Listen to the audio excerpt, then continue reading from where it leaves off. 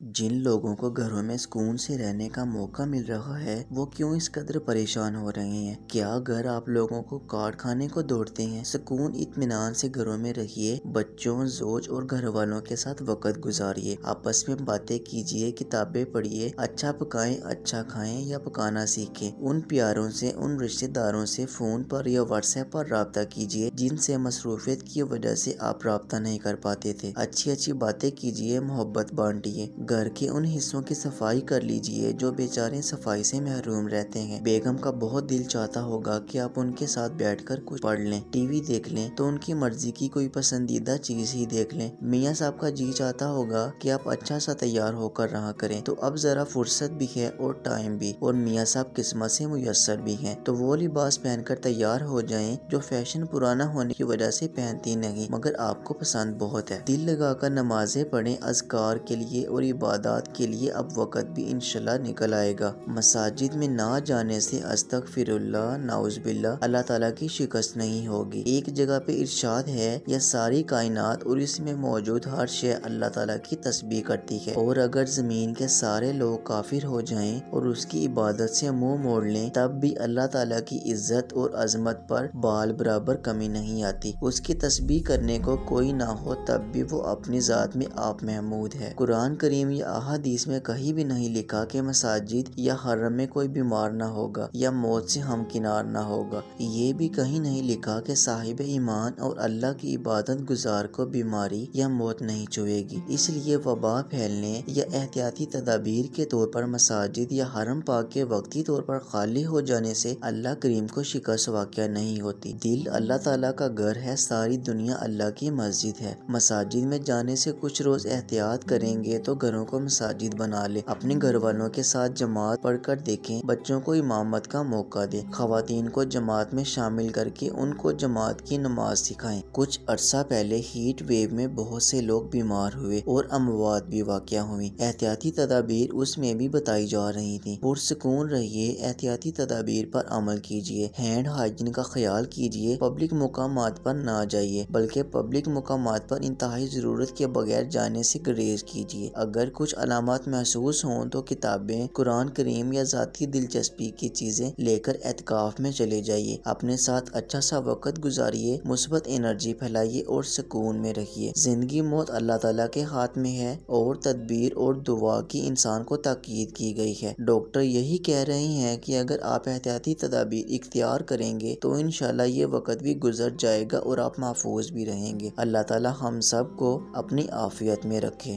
زندگی اور صحت اللہ تعالیٰ کی نعمت ہے، اس کی حفاظت کیجیے۔ موت آ جائے تو کوئی بات نہیں، اللہ کریم ہم سب کو جنت میں جگہ دے، آمین۔ مسلمان کو چاہیے کہ وہ پازیٹیو انرجی کو عام کرے۔ شکریہ۔